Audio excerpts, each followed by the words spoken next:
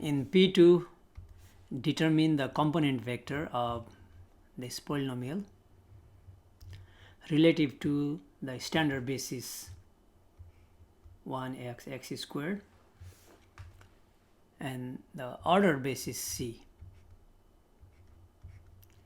So for part A, that's obvious, we got a polynomial 5 plus 7x minus 3x squared. So the question is, if we want to produce this polynomial using this standard basis 1x and x squared, so what are the components we need to use? So we got 1x, so that means plus x and x squared. So we need the constants here. So what is this constant? What is this times this? Should be obvious, right? Because 1 means this should be 5 times 1, 7 times x, and negative 3 times x squared. Yeah, that's true. So with respect to standard basis, it's just the components. They are already there. 5, 7, and negative 3. So I'm going to write 5 times 1, 7 times x, and negative 3 times x squared. So for this polynomial P, the component vectors, so let's put in this way, with respect to this B, the component vector is just 5, 7, and negative 3. So this notation is Px with respect to basis B. Okay, this is obvious. Part B. Now we are doing something not that obvious. We need to we need to write this vector P, or polynomial vector, using these basis elements: 1 plus x, 2 plus 3x, 5 plus x squared. So order means we cannot swap the position. Okay, so we are trying to write 5 plus 7x minus 3x squared using some unknown constant times 1 plus x, so that's unknown is c1, plus unknown c2 times 2 plus 3x, plus unknown c3 times 5 plus x squared, and the component vector is c1, c2, c3. So we let this polynomial is equal to this. Now we simplify and solve for c1, c2, and c3. So this is 5 plus 7x minus 3x squared. Let me distribute here. Okay, then this is c1. I'm going to do more work at the same time. c1, I'm going to collect the constant terms. c1, 2c2,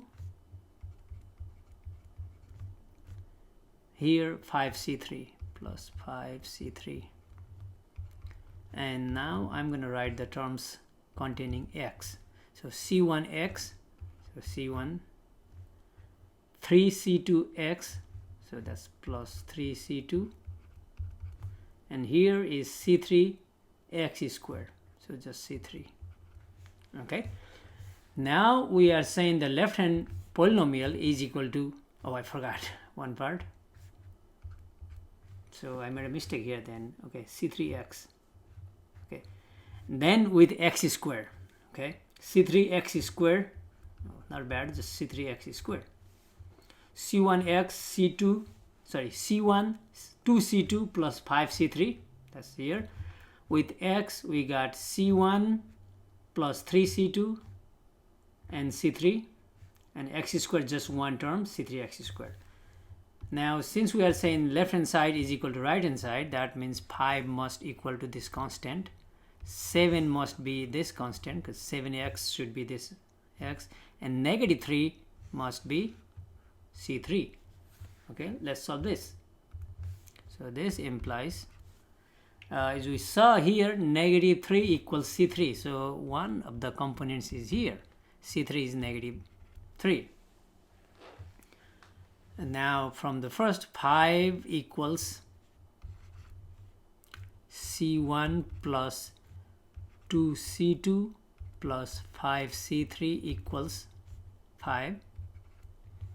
And here C1 plus 3C2 plus C3 equals 7. Okay, so since we have C3, we can plug in there, this one, or if I plug in C3 equals negative 3 here, negative 3 times 5, negative 15, add 15 both sides.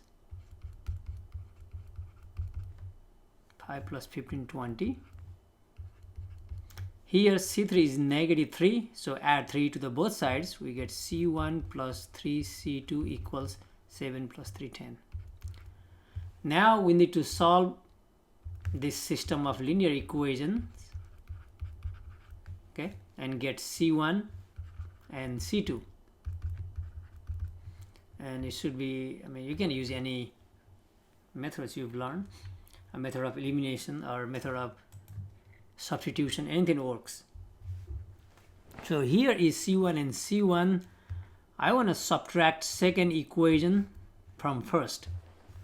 Okay, I want to subtract means this is negative in the front, so negative, negative, negative. 2C2 minus 3C2 is negative 1C2 equals 20 minus 10, just 10. From this one, divide or multiply both sides by negative 1, so C2 is negative 10. Now we can use one of these two equations to find C1. So let me use this. C1 is to be determined plus 2C2. C2 is negative 10. So 2 times negative 10 is negative 20 equals 20. We could have used the second equation. Now add 20 to the both sides, so C1 is 40. So C1 is 40. Okay, we found the components. So for the same polynomial P,